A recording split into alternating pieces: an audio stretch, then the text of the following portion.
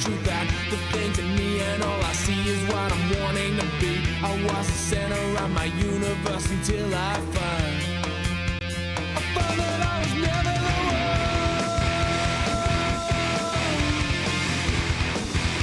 I found that I was never the one.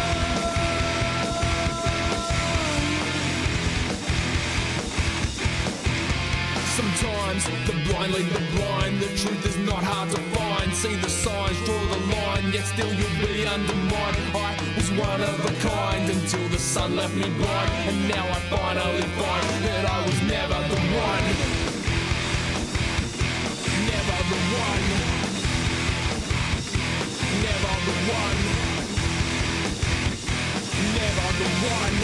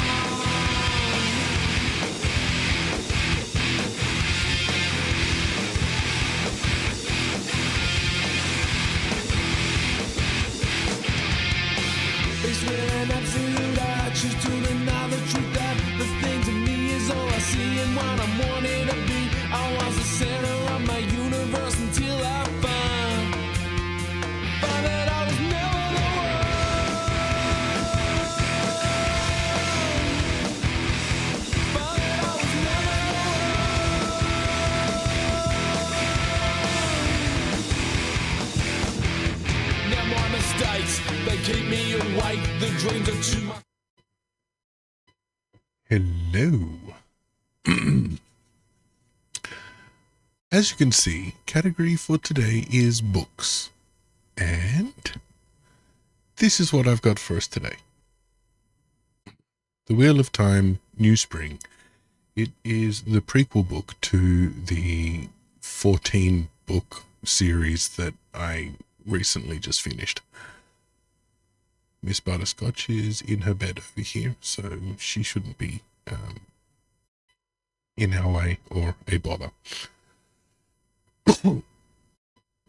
I've never done a just chatting or anything like that before, so I've got this set up in such a way that I should be able to notice if someone is typing to me. My alerts are piped into my ears. Slight bit of static. Yeah, that's not actually static. I've got my dryer on because it's raining outside and I need clothes for tomorrow.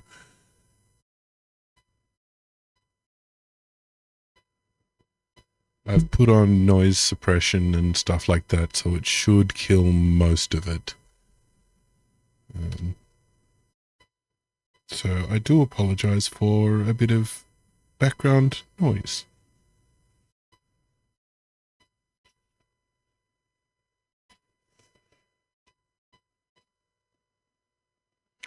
This is the map of the Wheel of Time. Pretty much the same in all the other books.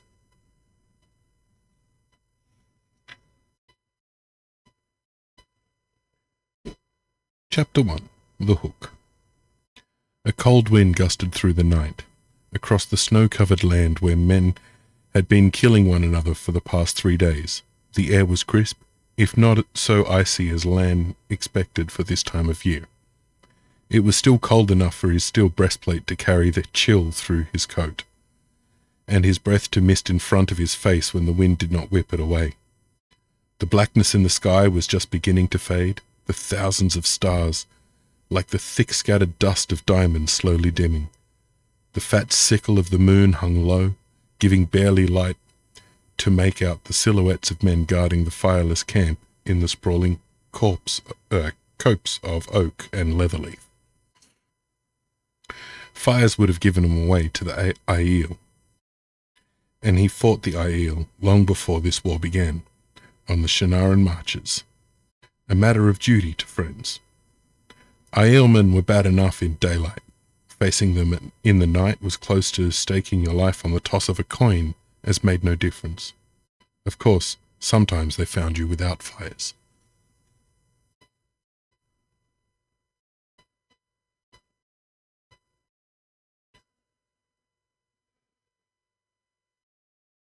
Resting a gauntleted hand on his sword in its scabbard, he pulled his cloak back around himself and continued his round of the sentries through the calf-deep snow. It was an ancient sword, made with the One Power before the breaking of the world, during the War of Shadow, when the Dark One had touched the world for a time. Only legend remained of that age, except perhaps for what the Aes Sedai might know. Yet the blade was a hard fact. It could not be broken, and never needed sharpening. The hilt had been replaced countless times over the long centuries, but not even tarnish could touch the blade. Once it had been the sword of the Malkiri kings. The next sentry he came to, a short, stocky fellow, in a long dark cloak, was leaning back against the trunk of a heavy-limbed oak, his head slumped on his chest. Lan touched the sentry's shoulder, and the man jerked upright, almost dropping the horn and sinew horse bow gripped in his gloved hands. The hood of his cloak slid back, revealing his conical steel helmet for an instant before he hastily pulled the cowl up again. In the pale moonlight, Lan could not make out the man's face behind the vertical bars of his face guard, but he knew him. Lan's own helmet was open, in the style of dead Malkia, supporting a steel crescent moon above his forehead. "I wasn't sleeping, my lord," the fellow said quickly, "just resting a moment." A copper-skinned Domani. He sounded embarrassed, and rightly so. This was not his first battle, or even his first war.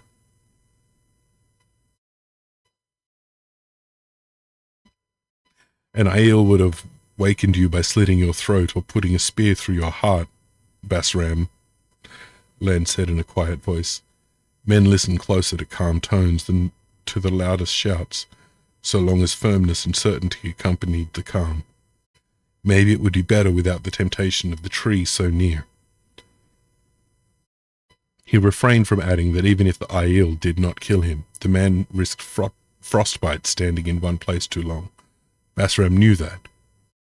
Winters were nearly as cold in Arad Doman as in the borderlands. Mumbling an apology, the Domani respectfully touched his helmet and moved 3 paces out from the tree.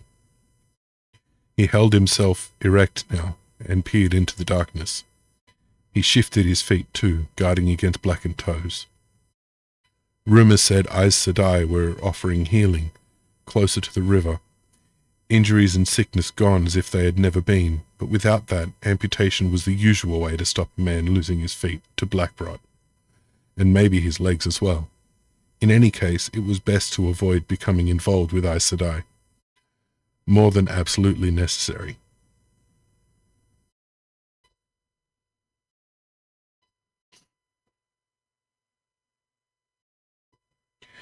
Years later, you could find one of them had tied strings to you just in case you might have need. Aes Sedai thought far ahead and seldom seemed to care what they used in their schemes or how.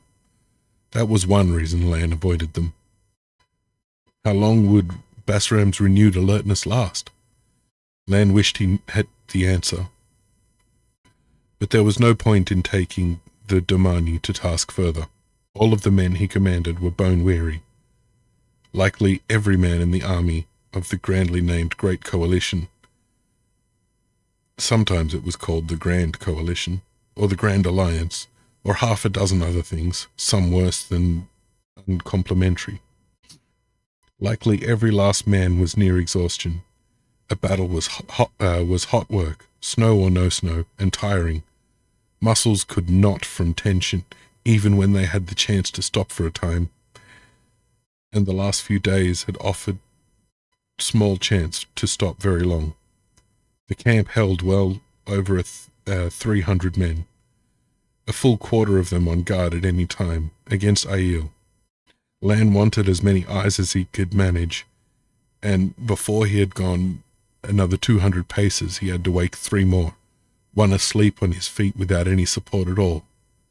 James' head was up, and his eyes open. That was a trick some soldiers learnt, especially the old soldiers, like James, cutting off the grey-bearded man's protesters that he could not have been asleep, not standing up straight. Lan promised to let James' friends know if he found him sleeping again. James' mouth hung open for a moment, then he swallowed hard. "Won't happen again, my lord. The light sear my soul if it does," and he sounded sincere to his bones. Some men would have been afraid that their friends would drub them senseless for putting the rest in danger, but given the company James kept, more likely he dreaded the humiliation of having been caught. As Lan walked on, he found himself chuckling. He seldom laughed, and it was a fool thing to laugh over, but laughter was better than worrying over what he could not change, such as weary men drowsing on guard. As well worry about death. What could not be changed must be endured. Abruptly he stopped and raised his voice. "Bukuma, why are you sneaking about? You've been following me since I woke." A startled grunt came from behind him. Doubtless, Bukuma had thought he was being silent, and in truth, very few men would have heard the faint crunching of his boots in the snow. Yet he should have known Lan would. After all, he had been one of Lan's teachers, and one of the first lessons he had been to be aware of his surroundings at all times, even in his sleep. Not an easy lesson for a boy to learn, but only the dead could afford oblivion. The oblivious soon became dead in the blight beyond the borderlands. "I've been watching your back," Bukuma announced gruffly, striding up to join him. "One of these black-veiled Aiel dark friends could sneak in and cut your throat for all the care you're taking. Have you forgotten everything I taught you?" Bluff and broad, Bukuma was almost as tall as he, taller than most men, and wearing a Malkiri helmet without a crest, though he had the right to one. He had more concern for his duties than his rights, which was proper, but Lan wished he would not spurn his rights so completely.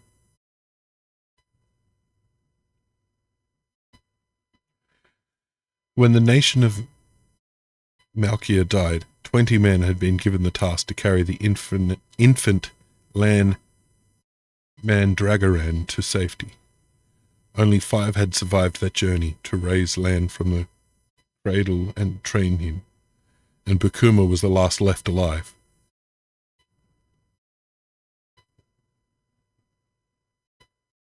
His hair was solid grey now, worn cut at the shoulder as tradition required, but his back was straight and his arms hard. His blue eyes clear and keen. Tradition infused Bukuma. A thin braided leather cord held his hair back, resting in the permanent groove across his forehead that it had made over the years. Few men still wore the Hadori. Lan did. He would die wearing it, and go into the ground wearing that and nothing else.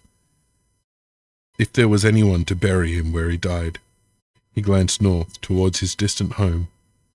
Most of the people would have thought it a strange place to call home, but he had felt the pull of it ever since he came south. "I remembered enough to hear you," he replied. There was too little light to make out Bukuma's weathered face, yet he knew it were a glower. He could not recall seeing any other expression from his friend and teacher, even when he spoke praise. Bukuma was still clothed in flesh, steel his will, duty his soul. "Do you still believe that Aiel are pledged to the Dark One?" The other man made a sign to ward off evil, as if Lan had Excuse me a moment.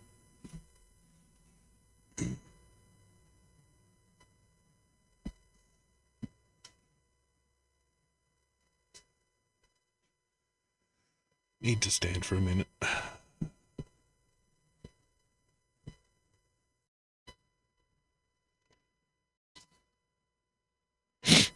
The other man made a sign to ward off evil, as if Lan had spoken the Dark One's true name, Shaitan. They had both seen the misfortune that followed speaking that name aloud, and Bakuma was one of those who believed that merely thinking it drew the Dark One's attention.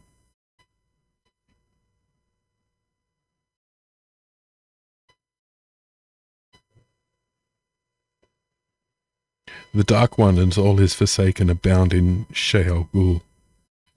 Lan recited the catechism in his head, bound by the Creator at the moment of creation. May we shelter safe beneath the light, in the Creator's hand. He did not believe thinking that name was enough, but better safe than sorry when it came to the shadow. If they aren't, then why are they here? Bakuma said sourly. And surprisingly, he liked to grumble, but always about inconsequential things or prospects for the future, never the present. I gave my word to stay until the end, Lan replied mildly. Bakuma scrubbed at his nose. His grunt might have been abashed at this time. It was hard to be sure. Another of his lessons had been that a man's word must be as good as an oath sworn beneath the light, or it was no good at all. Give me a sec.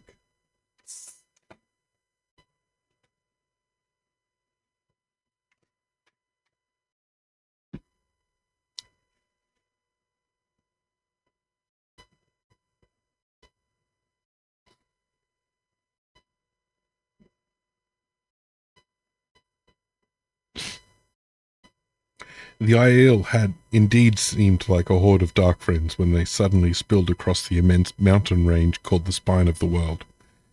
They had burned the great city of Kyrain, ravaged the nation of Kyrain, and in the 2 years since had fought through Tyr and then Andor before reaching these killing fields outside the huge island city of Tar Valon.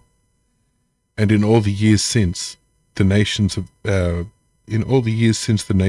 present day had been carved out of Arthur Hawking's empire, the Aiel had never before left the desert called the Waste. They might have invaded before that. No one could be sure, except maybe the Aes Sedai in Tar Valon. But, as so often with the women of the White Tower, they were not saying. What Aes Sedai knew, they held close and doled out by dribbles and drops, when and if they chose. In the world outside Tar Valon, though, many men had claimed to see a pattern. 1,000 years had passed between the breaking of the world and the Trollic Wars, or so most historians said, and those wars had destroyed the nations that existed then, and no one doubted that the Dark One's hand had been behind them, imprisoned or not, as surely as it had been behind the War of the Shadow, and the breaking, and the end of the Age of Legends. 1,000 years from the Trollic Wars until Hawkwing built an empire that, too, was destroyed after his death. In the War of the 100 Years, some historians said they saw the Dark One's hand in that war too. And now, close enough to 1,000 years after Hawkwing's empire died, the Aiel come, burning and killing. It had to be a pattern. Surely the Dark One must have directed them. Lan would never have come south if he had not believed that. He no longer did, but he had given his word. He wriggled his toes in his turned-down boots.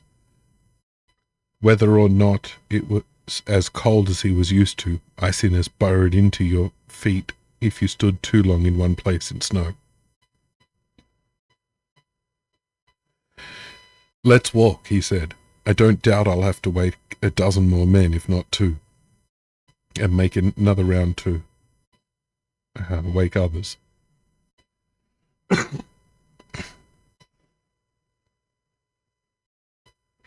Before they could take a step, however, a sound brought them up short and alert. The sound of a horse walking in the snow.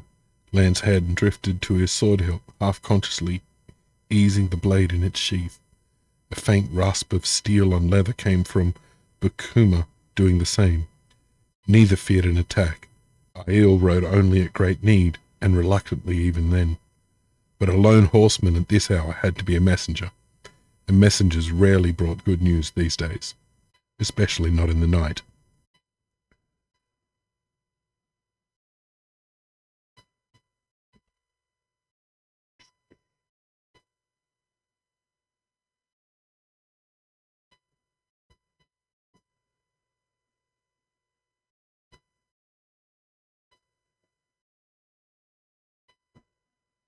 Yes, so we're on the hills.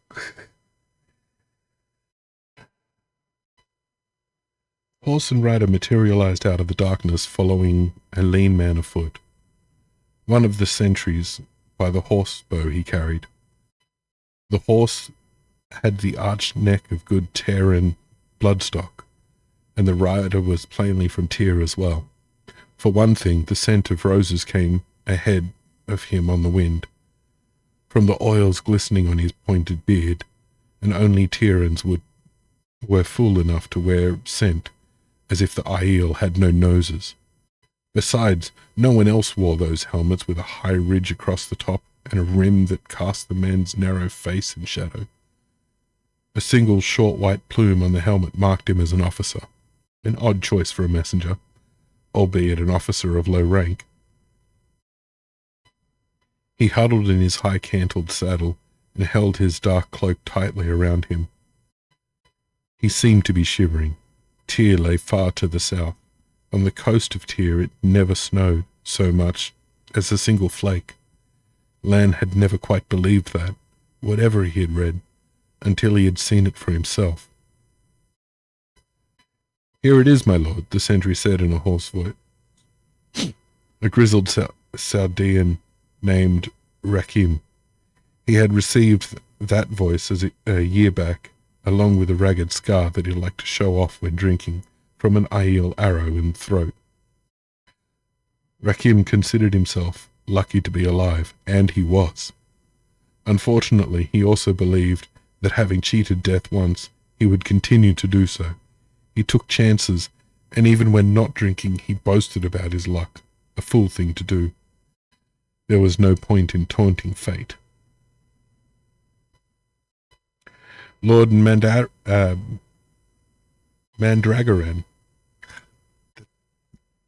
That's a word.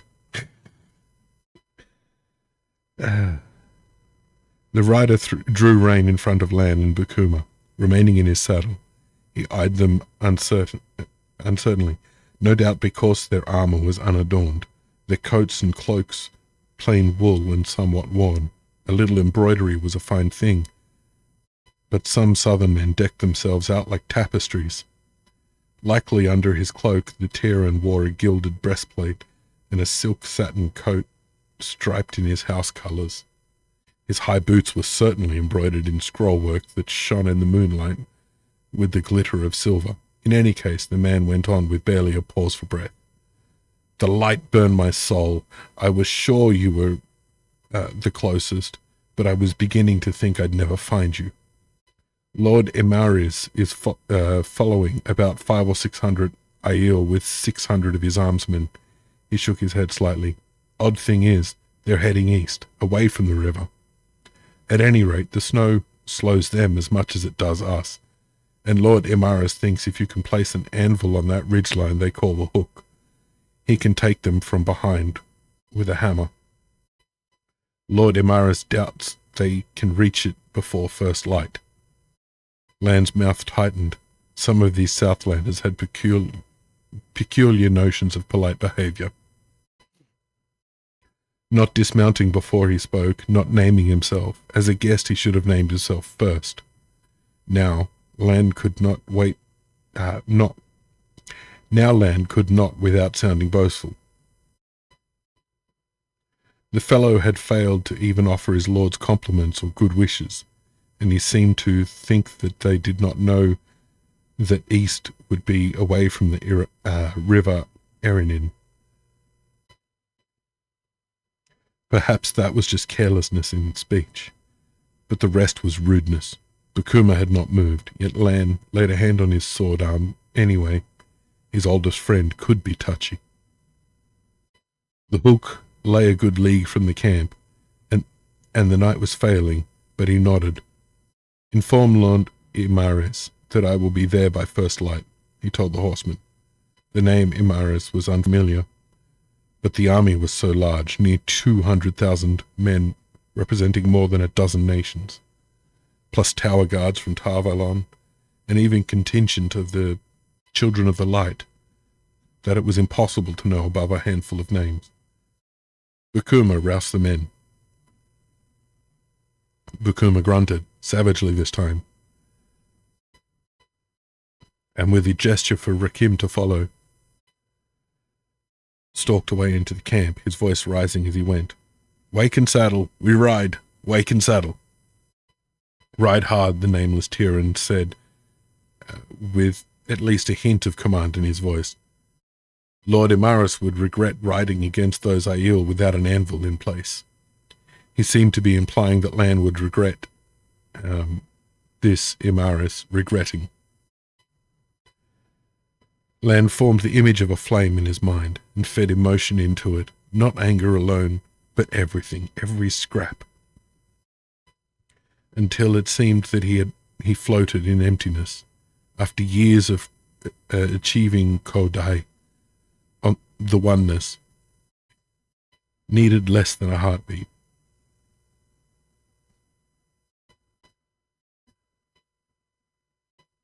Thought and his own body grew distant, but in this state he became one with the ground beneath his feet, one with the night, with the sword he would not use on this mannerless fool. I said I would be there, he said levelly. What I say, I do. He no longer wished to know the man's name. The Terran offered him a curt bow from his saddle, turned his horse, and booted the animal to a quick trot. I am getting tongue-tied.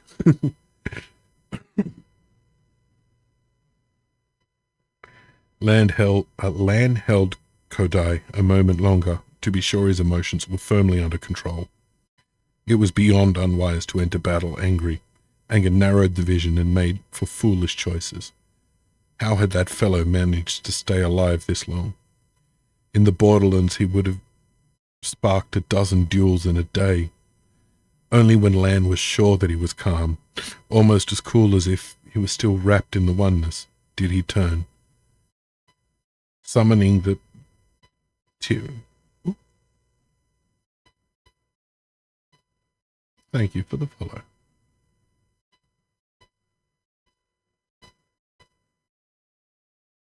Did that?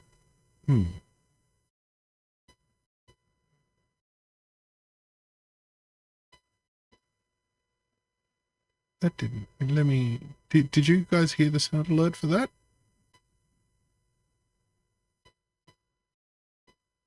I think I played around with a few too many things.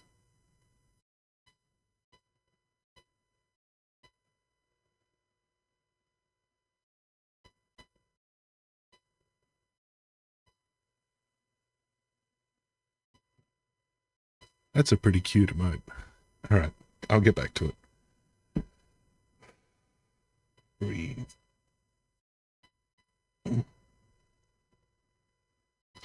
By the time he reached the center of the camp among the trees, it would have seemed a kicked ant heap to most men. To one who knew it, it was ordered activity, and almost silent. No wasted motion or breath. There were no tents to be struck, since pack animals would have been an encumbrance when it came to fighting. Some men were already on their horses, a breastplate buckled in place, helmets on their heads, and in their hands lances tipped with a foot or more of steel. Nearly all of the rest were tightening saddle girths or fastening leather-cased horsebows and full quivers behind the tall cantles of their saddles. The slow had died in the first year fighting the Aiel. Most now were Chaldeans and Kandori, the rest Domani. Some Malkiri had come from the south, but Lan would not lead them, not even here. Bukuma rode with him, but did not follow him.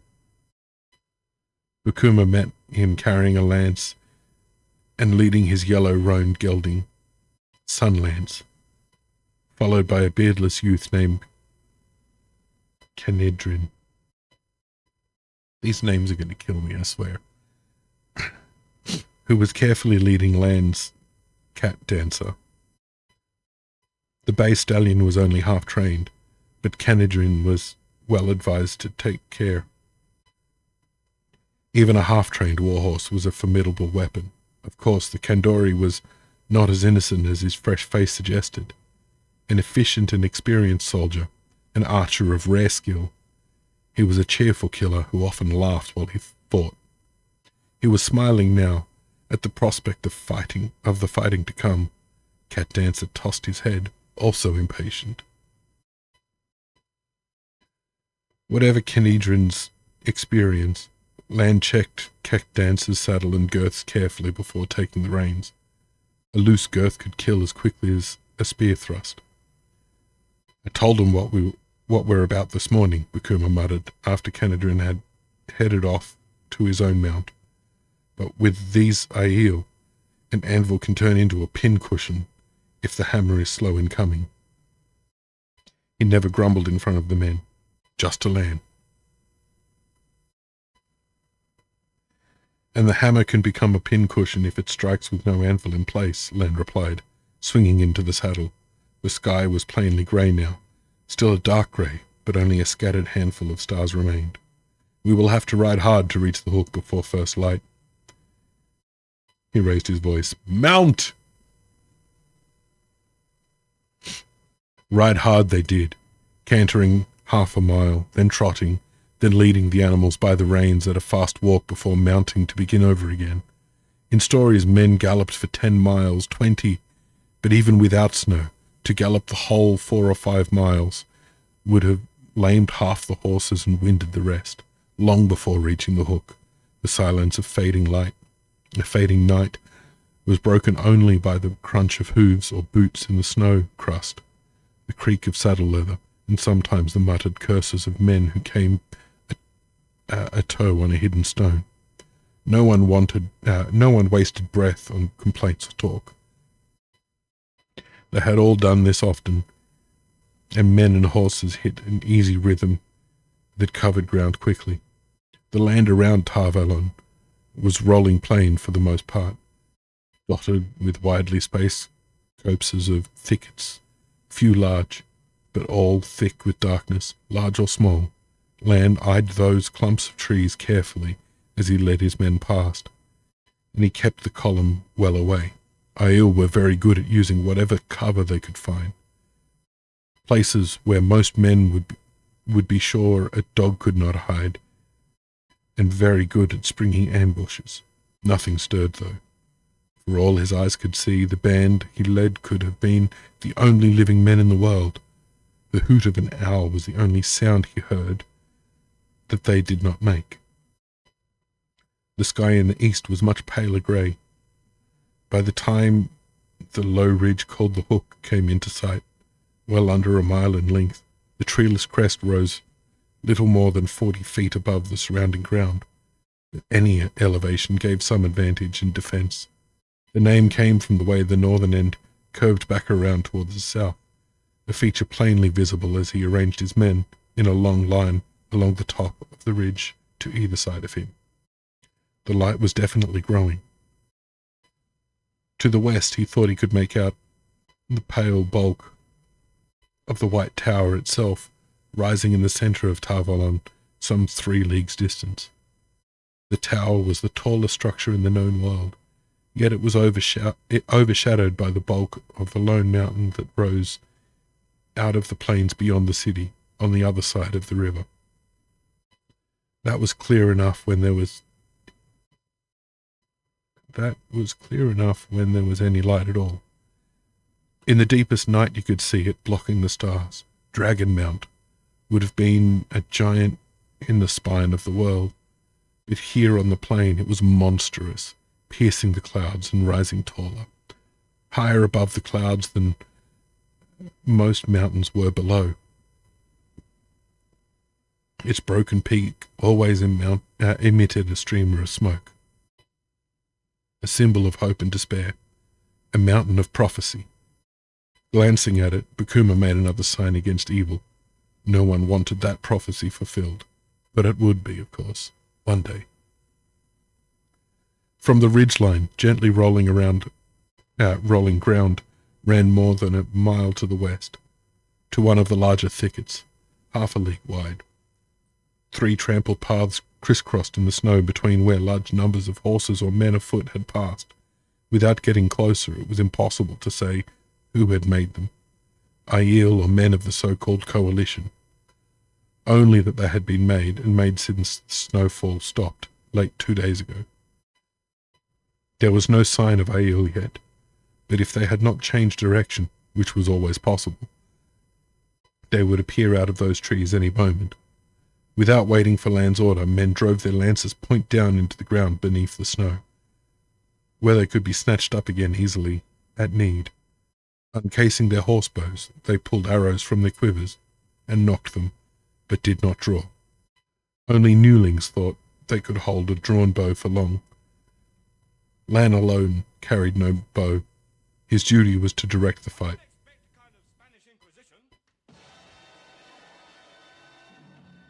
Nobody expects the Spanish Inquisition. Amongst our weaponry are such diverse elements as fear, pride, ruthless bigotry, and almost fanatical devotion to the Pope and nice red uniform. He sees to his father. Please forgive me. I didn't expect a kind of Spanish Inquisition. My mother walked Nobody in. expects the Spanish Inquisition. Amongst our weaponry are such diverse elements as fear, pride, ruthless bigotry, Double rage. and almost fanatical Awesome. devotion to the Pope and nice red uniform. Oh, Ah, you guys were playing together. Welcome in, welcome in. Thank you for bringing your friends. I am reading The Wheel of Time, New Spring. So far, we're just on the prologue. Oh no, chapter 1, The Hook. Nice. It is a chapter, not the prologue. I'm used to these prologues in these games, books going for like 90 pages.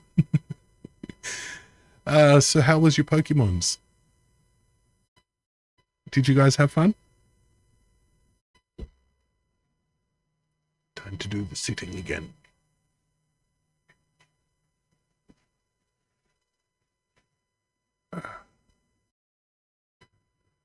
I bought the entire series. It's 15 books in total. And I read them in about 900 pages per book, and I read them in just under 2 months.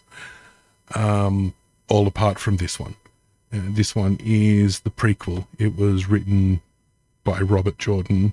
Didn't need Brandon Sanderson's assistance on this one.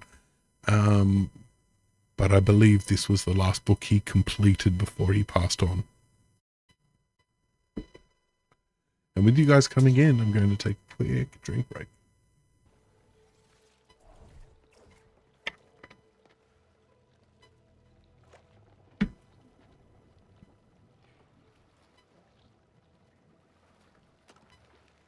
Okay, turn me slow and steady now, please.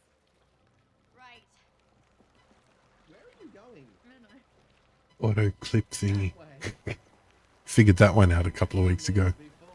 I just keep playing with Firebot until something works.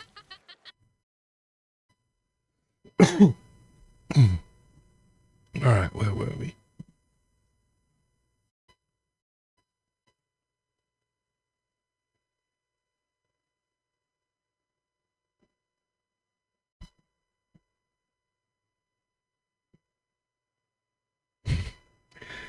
Hello, Hannah. Welcome in. Oh, if you don't want to be a mod, you can just do the exclamation mark mod command, and it will drop you down to a VIP for the night.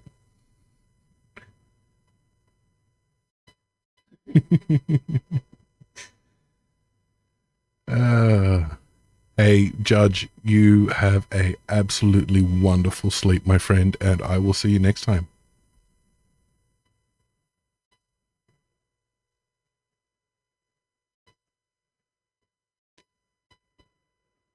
Now, where was I?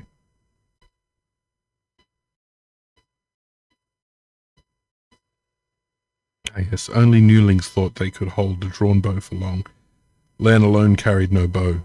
His duty was to direct the fight, not to select targets. The bow was the preferred weapon against the Aiel, for many Southlanders disdained it. May, you okay there? Why is it playing that again? No. Oh, well. Oh, that's funny. I'm not complaining. Judge deserves every shout out he gets. Imaris and his Terrans would ride straight into the Aiel with their lances and swords. There were times when that was the only way. Really?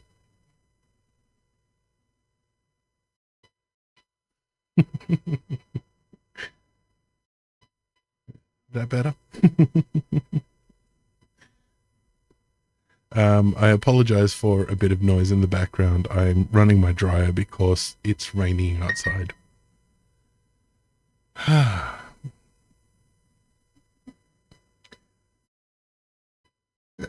Imaris and his Terrans would ride straight into the Aiel with their lances and sword.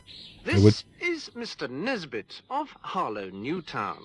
Mr. Nesbit, will you stand up, please? Mr. Nesbit has learned the first lesson of not being seen, not to stand up. However, he has chosen a very obvious piece of cover.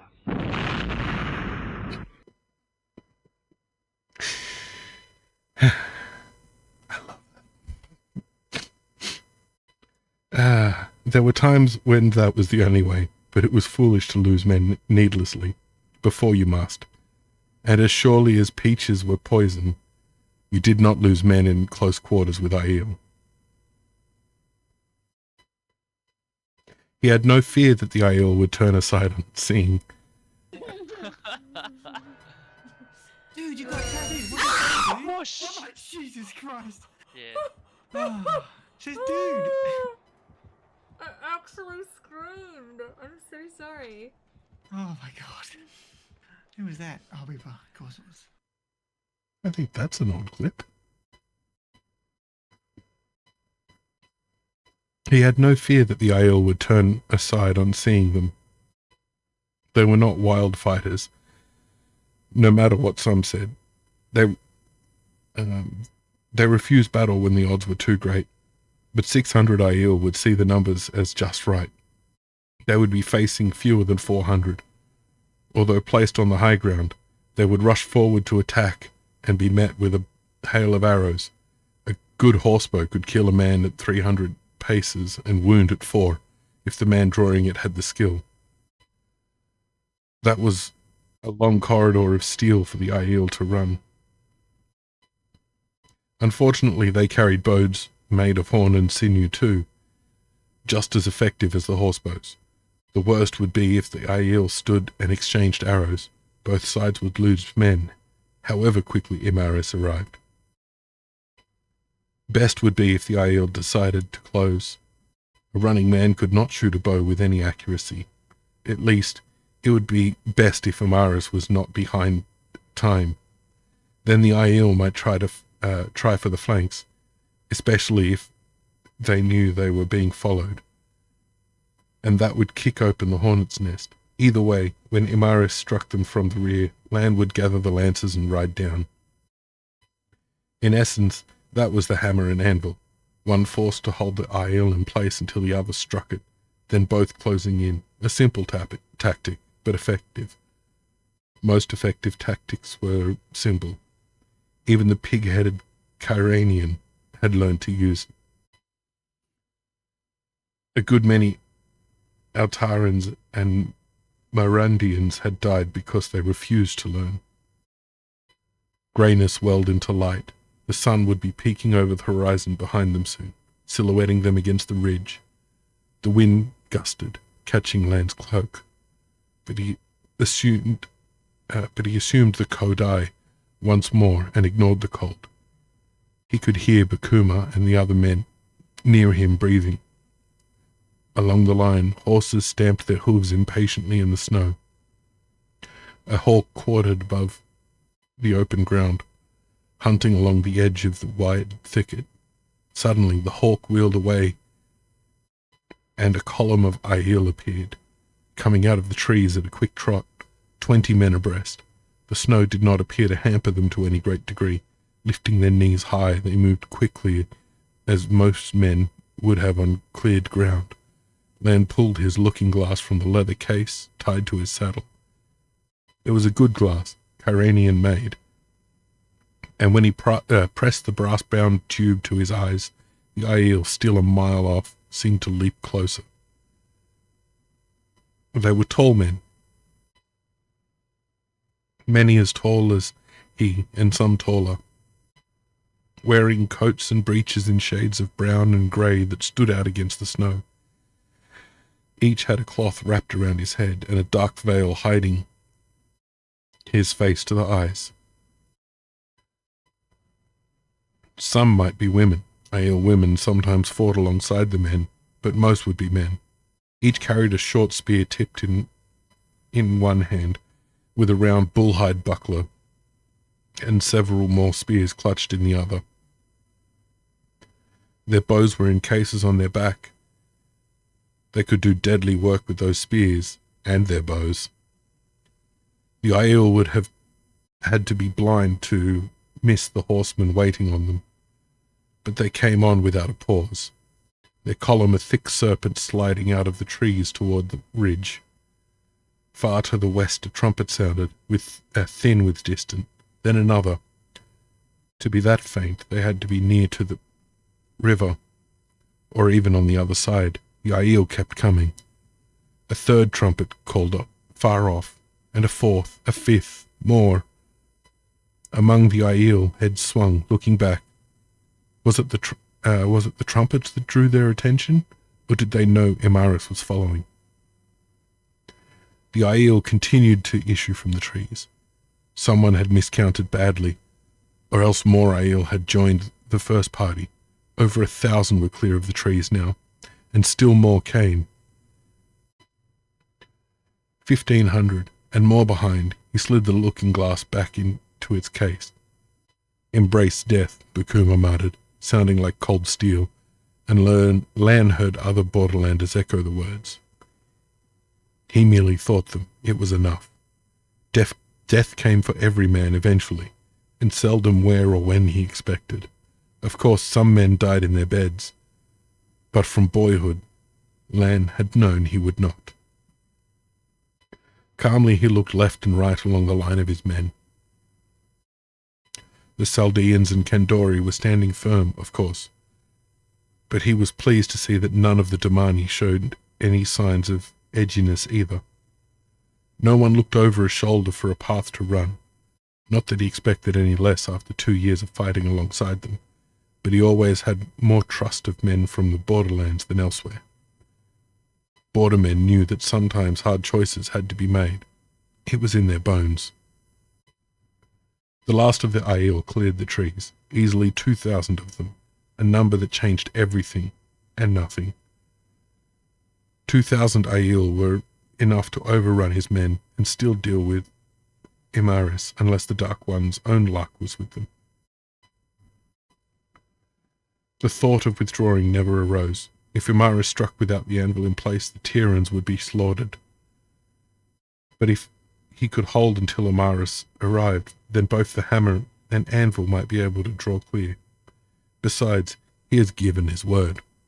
Still, he did not mean to die here, to no purpose. nor to have his men die to none.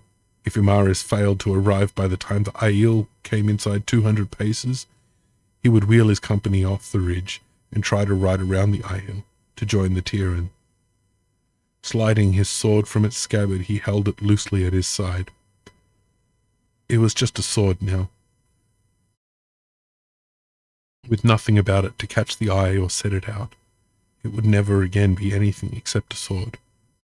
But it held its past and his future.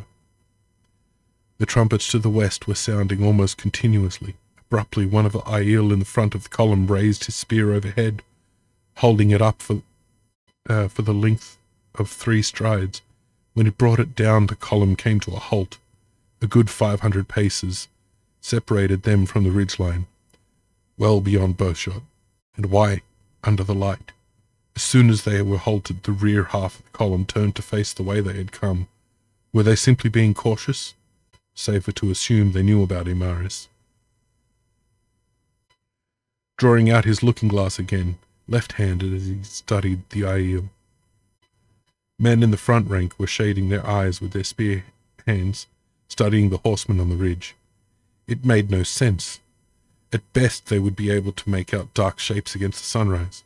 Perhaps the crest on a helmet. No more than that. The Aielmen seemed to be talking to each other. One of the men in the lead suddenly raised his hand overhead, holding the spear. The others did the same. Lan lowered his looking glass. All of the Aiel were facing forward now, and everyone held a spear raised high. He had never seen anything like this before.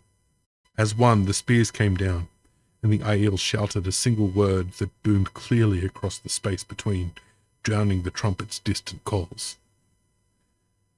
An Alian. Lan exchanged wondering glances with Bakuma. That was the old tongue, the language that had been spoken in the Age of Legends, and in the centuries before the Trollic Wars. The best translation Lan could come up with was one man alone. But what did it mean? Why would the Aiel shout such a thing? They're moving, Bakuma muttered, and the Aiel were, but not towards the ridge. Turning northward, the column of veiled Aiel quickly reached a trot again, and once the head of it was well beyond the end of the ridge, began to angle eastward once more. Madness piled on madness. This was no flanking maneuver, not only on one side. Maybe they're going back to the waist, Kenedrin called. He sounded disappointed. Other voices scoffed him loudly. The general view was that the Aiel would never leave until they were killed. Do we follow? Bakuma asked quietly. After a moment, Lan shook his head. We will find Lord Imaris and talk politely concerning hammers and anvils, he said. He wanted to find out what all those trumpets were about too. This day was beginning strangely, and he had the feeling there would be more oddities before it was done.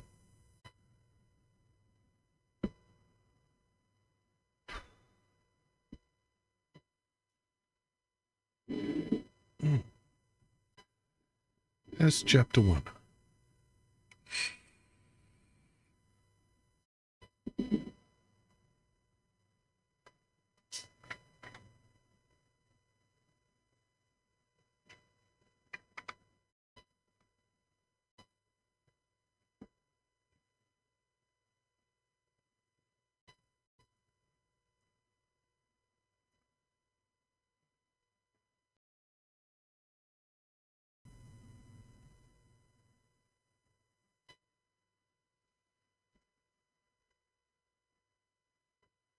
Chapter 2.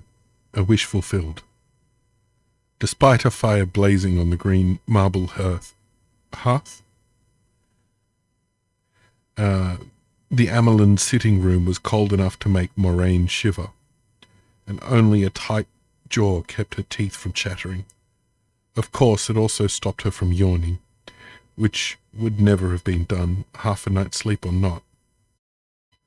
The colourful winter tapestries hanging on the walls, bright scenes of spring and garden parks, ought to have had a coating of frost, and icicles should have been hanging from the scroll-carved cornices. For one thing, the fireplace lay on the other side of the room from her, and its warmth did not extend this far.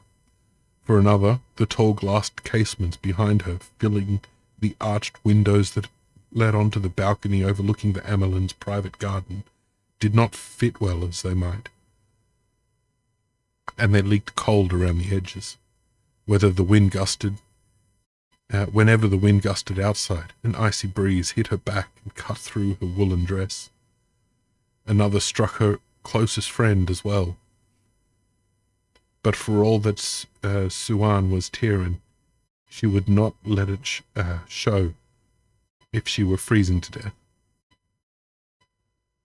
The Sun Palace in Cairhien, where Moraine had done most of her growing up, had often been as cold in winter. Yet there she had never been forced to stand in draughts. The chill seeped from the marble floor tiles through the flowered Ileana carpet and Moraine's slippers too. Come on, phone, stop bugging me. The golden great serpent ring on her left hand, a snake biting its own tail that symbolized eternity and continuity.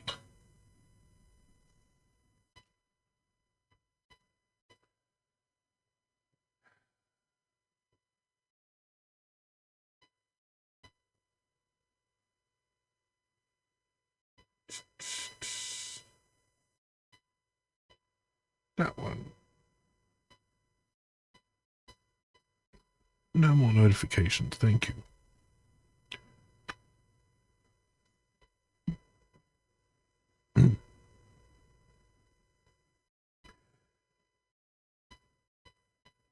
The golden great serpent ring on her left hand, the snake biting its own tail that symbolized eternity and continuity, and an initiate's bond to the tower, felt like a band of ice. When the Amelin told an Accepted to stand over there and not bother her, however, the Accepted stood where the Amelin pointed and tried not to let her notice any shivers. Worse than the cold, really, was the heavy smell of acrid smoke that even the heavy draughts could not dispel. It was not the smoke of chimneys, but of burned villages around Tarvalon. Concentration on the cold kept her from fretting over the smoke and the battle. The sky outside the windows held the grey of early morning now. Soon the fighting would begin again, if it had not already. She wanted to know how the day's battle was going. She had a right to know. Her uncle had started this war. She certainly did not excuse the Aiel in the slightest for the destruction they had brought to Cairhien, city and nation. But she knew where the ultimate blame lay. Since the Aiel arrived, though, Accepted had been confined to the tower grounds as strictly as novices. The world outside the walls might as well cease to have existed. Reports came at regular intervals from Azil Marid, High Captain of the Tower Guard. But the contents were not shared with anyone except full sisters, if with them. Questions about the fighting addressed to Aes Sedai earned admonitions to concentrate on your studies, as though the largest battle fought since Arthur Hawkwing's time, and practically under her nose, was a mere distraction. Moiraine knew she could not be involved in any meaningful way. Not in any way, really, yet she wanted to be, if only by knowing what was happening. That might be illogical, but then she had never thought she was going to join the White Archer once she gained the shawl. The two silk-gowned women in shades of blue seated on opposite sides of the small writing table on one side of the room gave no sign that they were aware of the smoke or the cold, though they were almost as far from the fireplace as she. Of course, they were Aes Sedai, with ageless faces. And for the smoke, they had certainly seen the aftermath of more battles than any general.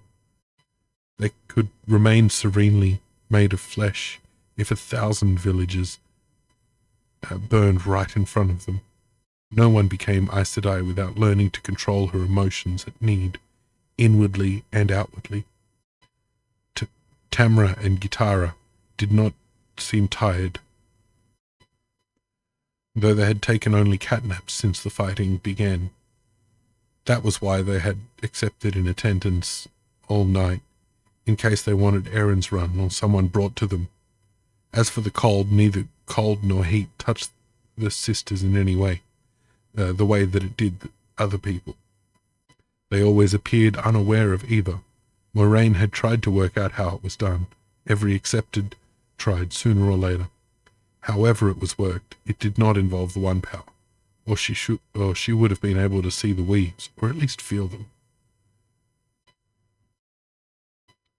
Tamara was more than simply Aes Sedai. She was the Amelin seed, the ruler over all Aes Sedai. She had been raised from the blue, but of course the long stole draped on her shoulders was striped in the colours of all 7 Arja, to show that the Amelin was of all Arjas and none. Over the history of the tower, some Amelins had taken that more literally than others. Tamara's skirts were slashed with all 7 colours, though that was not required. No Arja could feel itself advantaged or disadvantaged with her. Beyond the tower, when Tamara Ospenia spoke, kings and queens listened, whether they had Aes Sedai advisors or hated the White Tower. That was the power of an Amelin seat. They might not take her advice or obey her instruction, but they listened, and politely. Even the High Lords of Tyr and the Lord Captain Commander of the Children of the Light did that much.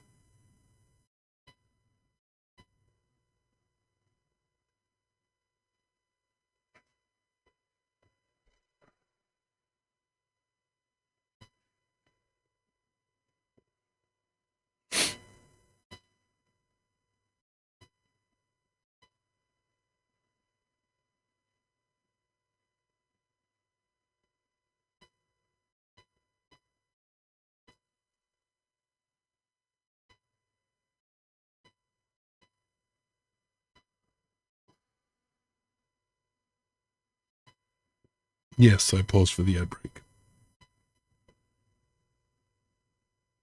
Even the High Lords of Tyr and the Lord Captain Commander of the Children of the Light did that much. Her long hair lightly streaked with grey and caught in a jewelled silver net framed a square, determined face. She usually got her way with rulers, but she did not take her power lightly or use it indiscriminately, either outside the tower or inside. Tamara was fair and just, which were not always the same thing, and she was often kind. Moiraine admired her greatly. The other woman, Tamara's keeper of the chronicles, was a different matter altogether, perhaps the second most powerful woman in the tower, and certainly at least equal to the sitters. Gitara Moroso was always just, and usually fair, but kindness never seemed to occur to her. She was also flamboyant enough for a green or a yellow, tall and close to voluptuous. She wore a wide necklace of fire drops, earrings with rubies the size of pigeons' eggs, and 3 jewelled rings beside her great serpent ring. Her dress was a deeper blue than Tamara's and brocaded, and the keeper's stole on her shoulders, blue, since she had also been raised from the blue, was nearly wide enough to be called a shawl. Moiraine had heard that Gitara still considered herself a blue, which would be shocking if true. The width of her stole certainly spoke in favour of the Whispers. That was a matter of personal choice. As with all Aes Sedai, once they had worked long enough with the One Power, it was impossible to put an age to Gitara's face. At a glance you might think she was no more than 25, perhaps less. Then a second glance would say a youthful 45 or 50, and still just short of great beauty. While a third changed it all again, that smooth, ageless face was a mark of Aes Sedai to those who knew. To those who did not know, as many did not, her hair would have added to the confusion. Caught with carved ivory combs, it was as white as snow. By whispered rumours, she was over 300 years old, very old even for an Aes Sedai. Speaking of a sister's age, was extremely rude, even another sister would be given penance for it. A novice or accepted would find herself sent to the mistress of novices for a switching. But surely thinking about it did not count. Something else placed Gitara out of the ordinary. She had the foretelling sometimes, the talent of speaking what was still in the future. That was a very rare talent, and it came to her only occasionally. But gossip, the accepted quarters, overflowed with tittle-tattle, said that Gitara had had more than one foretelling in the last few months. Some claimed that the reason the armies outside the city had been in place when the Aiel came was one of Gitara's foretellings. None among the accepted knew for certain, of course. Maybe some of the other sisters did. Maybe. Even when the fact that Gitara had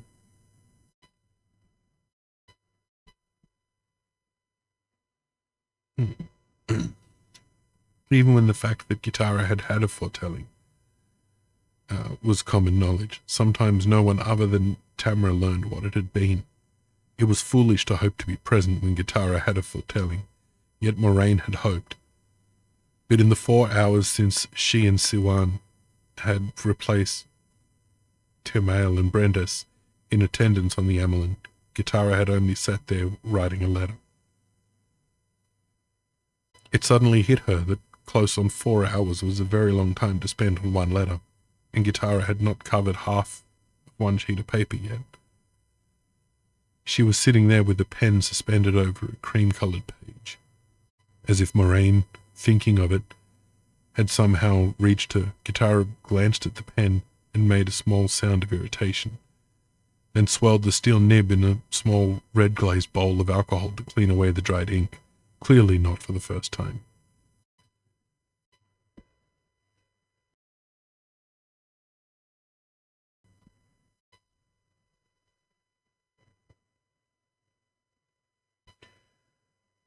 The liquid in the bowl was as black as that in the silver-capped ink jar of cut glass on the table. A gilt-edged leather folder full of papers lay open in front of Tamara, and she appeared to be studying them intently, yet Moraine could not remember seeing the Amelin turn over a single sheet. The two Aes Sedai's faces were images of cool calm, but plainly they were worried. And that made her worried too. She bit at her lower lip in furious thought, then had to stop when a yawn threatened. The biting, not the thinking. It had to be something to make them worry, today in particular.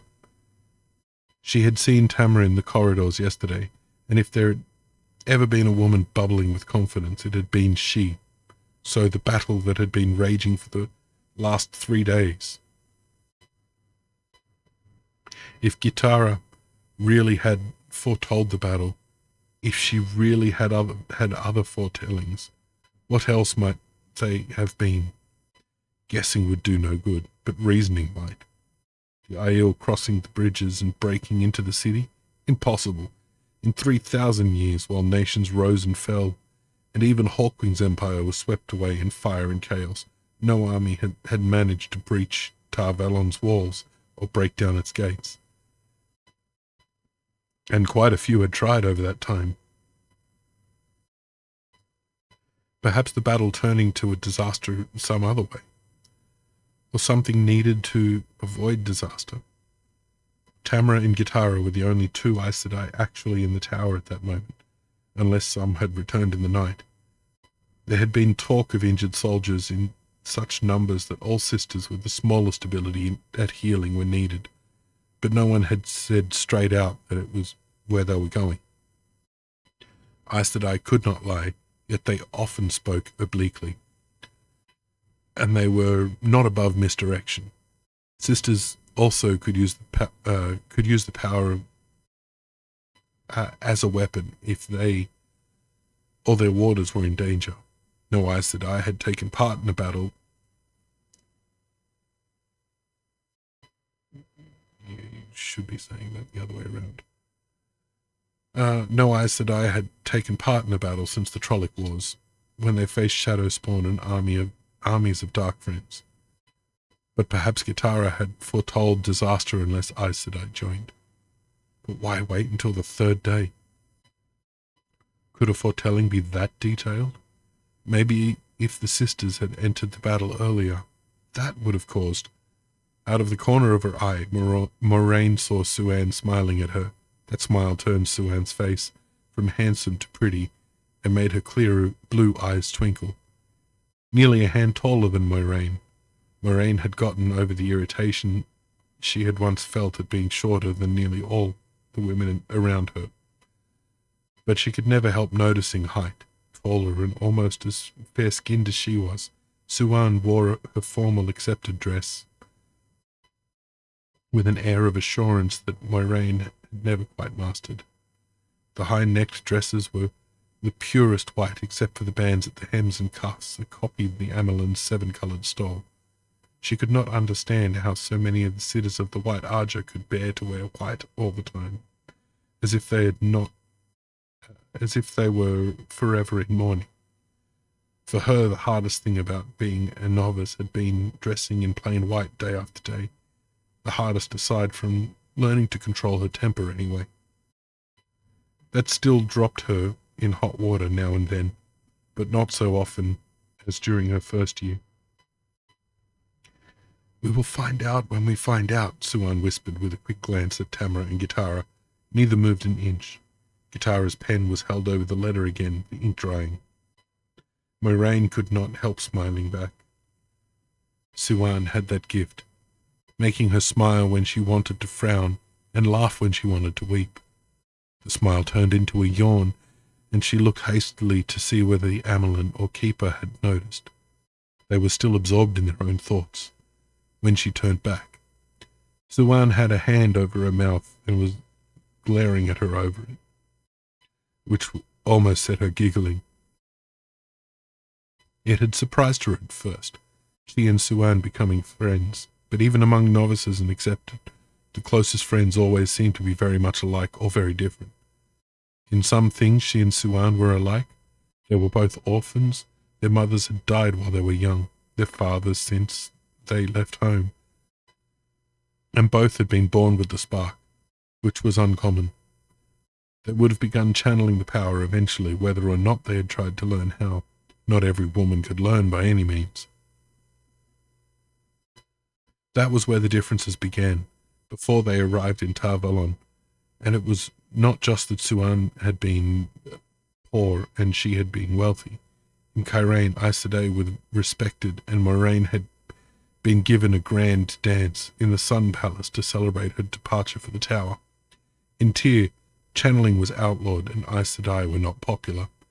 Suan had been bundled onto a ship bound upriver for Tar Valon the very day a sister discovered that she could learn to channel. There were so many differences, though none mattered between them. Among other things, Suan had come to the Tower in full control of her temper. She was quick with puzzles, which Moiraine was not. She could not abide horses, which Moiraine loved, and she learned at a rate that left Moiraine dazed. Oh, not about channeling the one power.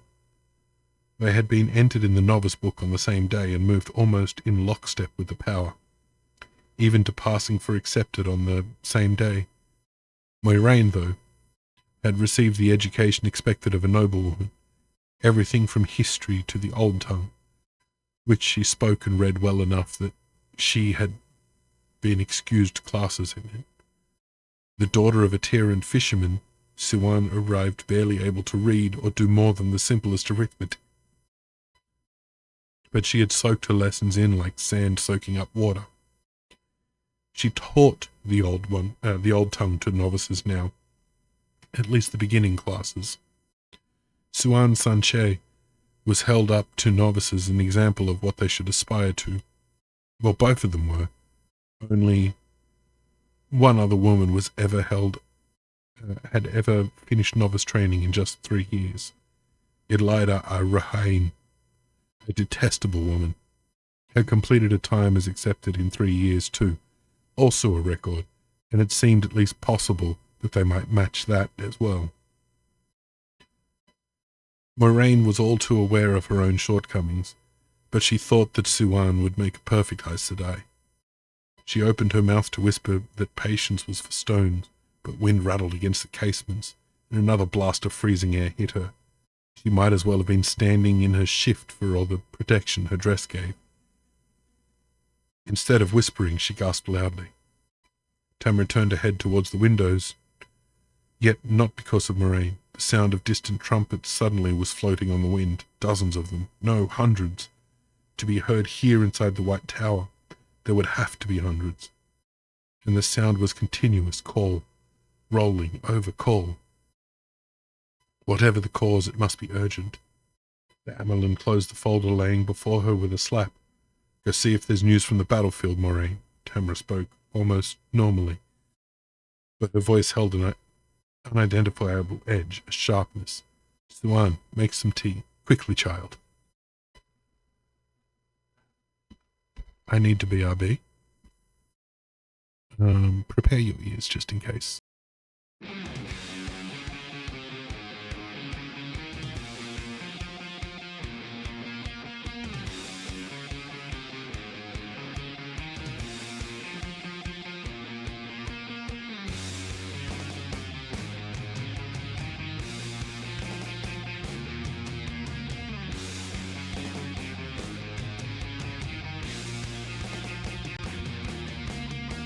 It's a little bit complicated. You leave me so frustrated. You love and hate me, you blame me. It's time to let you know. You say that we can make it. It's just too hard to take it. My mind you're taking, I'm breaking. I gotta let you go. It's a little bit complicated. You leave me so frustrated. You love and hate me, you blame me. It's time to let you know. You say that we can make it. It's just too hard to take it. My mind you're taking, I'm breaking. I gotta let you go. You say it's alright, but I know it's a lie. I know where you've been tonight.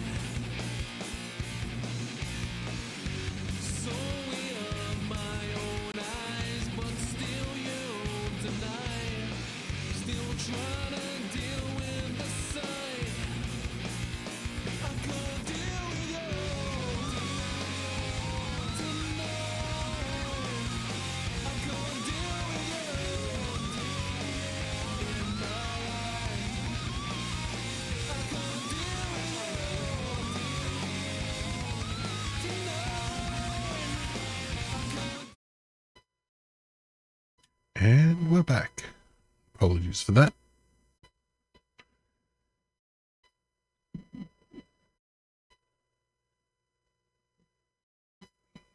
That around there.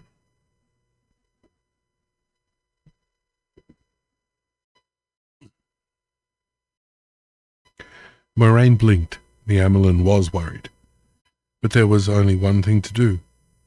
It will be as you say, Mother, she and Suan said together without hesitation, offering deep curtsies, and turned for the door to the anteroom beside the fireplace.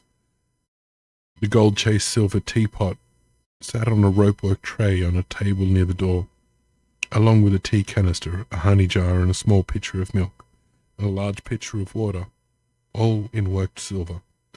The second tray held cups made of delicate green sea folk porcelain.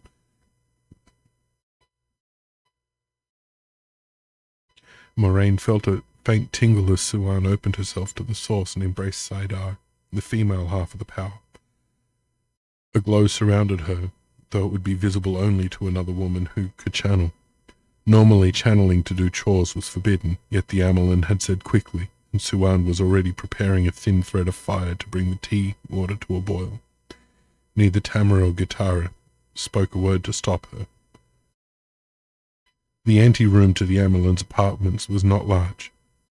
Since it was only meant to hold a few visitors until they could be announced, delegations came to the Amelin in one of the audience halls or in her study next door, not her private chambers. Backed by the sitting room fireplace, the anteroom was almost warm. There was only one chair, simply carved but large, yet despite its weight, the chair had been dragged closer to one of the gilded stand lamps, so Elin Warrell, the slender novice on duty, would have better light to read. Facing away from the sitting room door and intent on her wood-bound book, she did not hear Moraine cross the fringed carpet. Ellen should have felt her presence long before she was close, not close enough to peer over the child's shoulder. Not really a child, since she has been 7 years a novice, and had come to the tower at 18. A novice was referred to as a child, no matter her age, and for that matter, Aes Sedai called accepted child too. Moraine had been able to feel the child's ability to channel soon after entering the room. Ellen certainly would have been able to sense hers from this near. One woman who could channel could never sneak up on another if the second was paying attention.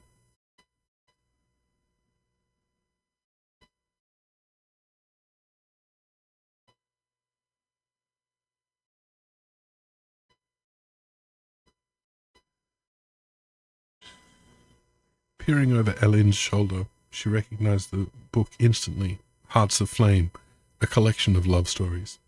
The Tower Library was the largest in the known world, containing copies of almost every book that had ever been printed, but this was unsuitable for a novice. Accepted were granted a little leeway. By that time you knew that you would watch a husband age and die, and your children and grandchildren and great-grandchildren, while you changed not at all. But novices were quietly discouraged from thinking about men or love, and kept away from men entirely. It would never do for a novice to try running away to get married, or worse, to get herself with child. Novice training was purposely hard. If you were going to break, better it happen as a novice than as a sister. Being Aes Sedai was truly hard, and adding a child to it would only make matters beyond difficult. You should find more appropriate reading, Ellen, Moraine said levelly, and pay more attention to your duties. Before Moraine finished speaking, Ellen leapt to her feet with a startled gasp, the book tumbling to the floor, and whirled around. She was not tall for an Andoran, but Moraine still had to look up to meet her in the eyes. When she saw Moraine, she heaved a small sigh of relief, very small. To novices accepted were only a tiny step below Aes Sedai. Ellen spread her plain white skirts in a hasty curtsy. No one could have come in without my seeing, Moraine. Miran Sedai said I could read. She tilted her head to one side, toying with the white ribbon that held her hair. Everything novices wore was white, even their thin leather slippers. Why is that book inappropriate, Moraine? She was 3 years the older, but the great serpent ring and banded skirts marked a fount of knowledge in novices' eyes. Unfortunately, there were subjects Moraine felt uncomfortable talking about with just anyone. There was such a thing as decorum. Picking up the volume, she handed it to the novice. The librarians would be very put out if you returned one of their books in a damaged condition. She felt a measure of satisfaction at that. It was the sort of reply a full sister might have given when she did not want to give the answer the question. Accepted practice the Aes Sedai way of speaking against the day they gained the shore. But the only ones to practice on safely were the novices. Some tried it with the servants for a little while, but that only got them laughed at. Servants knew very well that in Aes Sedai eyes, accepted were not a small step below the sisters, but a small step above the novices. As hoped for, Ellen anxiously began examining the book for damage, and Moraine went on before the novice could come back to her embarrassing question. Have there been any messages from the field of battle, child? Ellen's eyes widened indignantly. You know I'd have brought it in right away if there'd been any message, Moraine. You know I would. She did know. Tamra had known too. But while the keeper or a sitter might point that out to the Amyrlin, had given a foolish order at least she thought they might, and accepted could only obey. For that matter, novices were not supposed to point out that an accepted had asked a foolish question. Is that the proper way to answer, Ellen? No, Moraine, Ellen said contritely, bobbing another curtsy. There hadn't been any message the whole time I've been here. Her head tilted again. Did Gitara Sadai have a foretelling? Go back to your reading, child. As soon as the words were out of her mouth, Moraine knew they were wrong, contradicting what she had said before. It was too late for a recovery now, though. Turning quickly, she hoped Elin had not noticed the blush suddenly hitting her face. She glided out of the anteroom with as much dignity as she could muster. Well, the mistress of novices had told the child she could read, and the librarians had let her take the book, if one of the accepted had not loaned it to her. But Moraine did hate sounding like a fool. A faint trickle of steam was arising from the teapot spout, and more from the water pitcher when Moraine re-entered the sitting room and closed the door. The glow of Saidar no longer shone around Siwan. Water boiled very quickly when the one power was used. The trick was to keep it all from flashing to steam. Siwan had filled 2 of the green cups and was stirring honey into one. The other was milky. Siwan pushed the cup she had been stirring towards Moraine. Gitara, she said softly. And then in a whisper with a grimace, she likes enough honey to turn it to syrup. She told me not to be stingy. The porcelain was just barely too hot on Moraine's fingertips, but it should be cooled to exactly the right point by the time she crossed the room to the writing table where Gitara was sat, now drumming her fingers on the tabletop impatiently. The polished blackwood clock on the mantel over the fireplace chimed first rise. The trumpets were still calling. They seemed to sound frantic, though Moraine knew that was only imagination. Tamara was still standing at the windows, peering out at the sky that was growing brighter by the moment. She continued to stare out after Siwan curtsied and proffered her cup, then finally turned and saw Moraine. Instead of taking the tea, she said, "What news, Moraine? You know better than to delay." Oh, she was on edge to speak so. She had to know Moraine would have spoken immediately if there had been anything. Up we go again.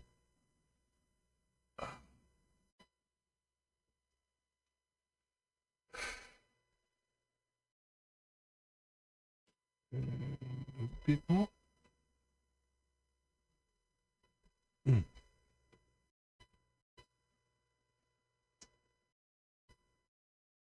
Moraine was just offering Gitara's her own cup, but before she could reply, the keeper jerked to her feet, bumping the table so hard that the ink jar overturned, spreading a pool of blackness across the tabletop.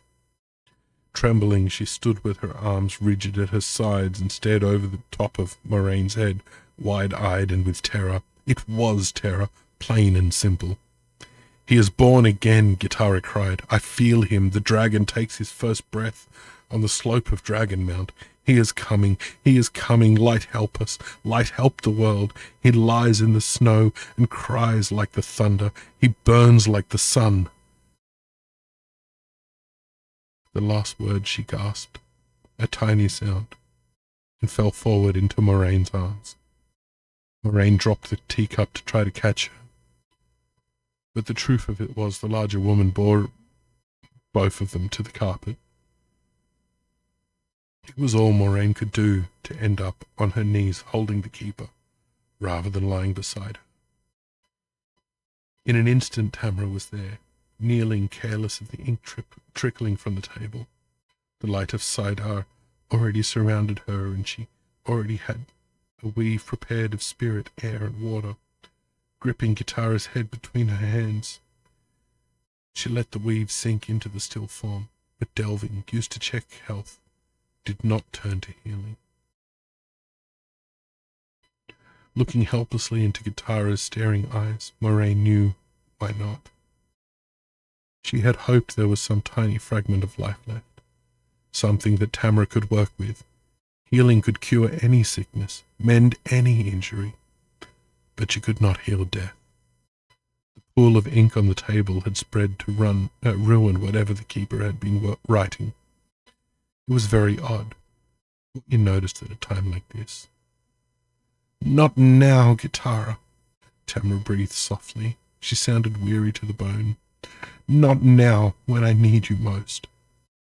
Slowly her eyes came up to meet Moraine's, and Moraine started back on her knees. It was said Tamra's stare could make a stone move, and in that moment Moraine believed. The Amelin shifted her gaze to Suan, still standing in front of the windows. Suan had both hands pressed to her mouth, and the teacup she had been carrying lay on the carpet at her feet. She gave a jerk under the gaze too.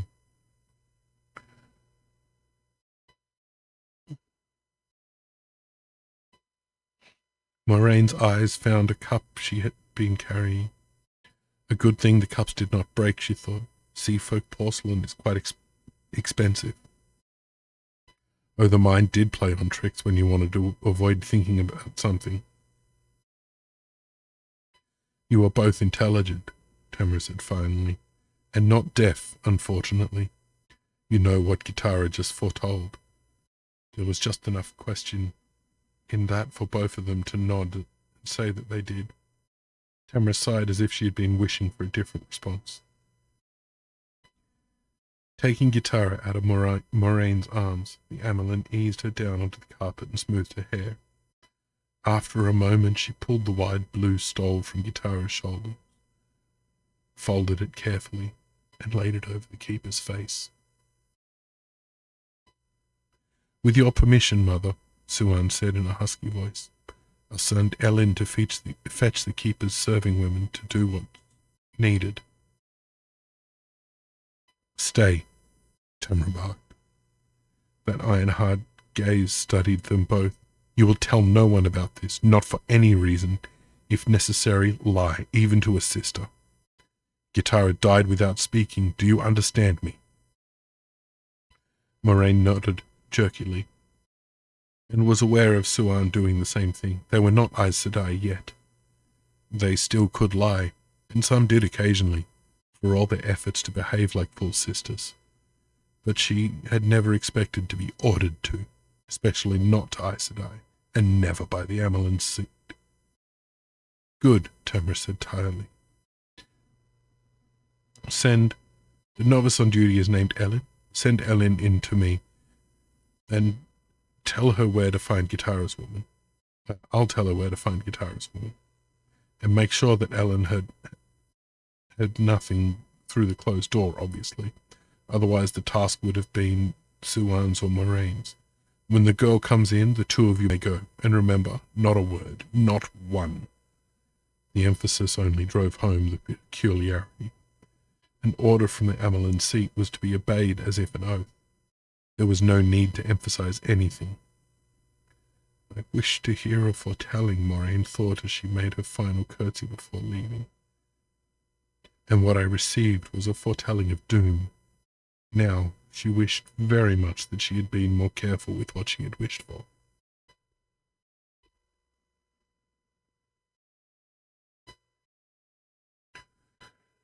And that's where I'm going to leave it tonight. I think I'll have another crack at this tomorrow. It was actually a bit of fun.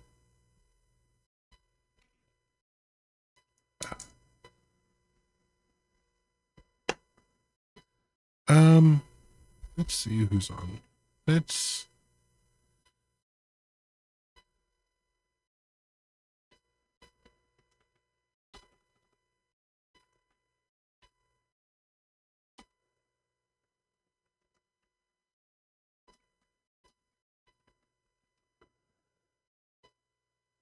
go hang out with Wolfie. Wolfie is an absolute legend. I love him to bits, and he's going to be so upset that he missed out on my first reading stream. He's one of the people who's been telling me I should do it all the time. Yeah, he's currently playing some Halo with a couple of friends of his, so should be fun. I know, very, very different to what I'm doing right now. Just wanted to say thank you, Call Me Miss Galaxy, for the follow. Thank you, Judge, and Hex for the double raid. Awesome seeing you, and I hope you all have a absolutely wonderful evening or morning, depending on where you are. Blessings upon all of you. And you take care of yourselves.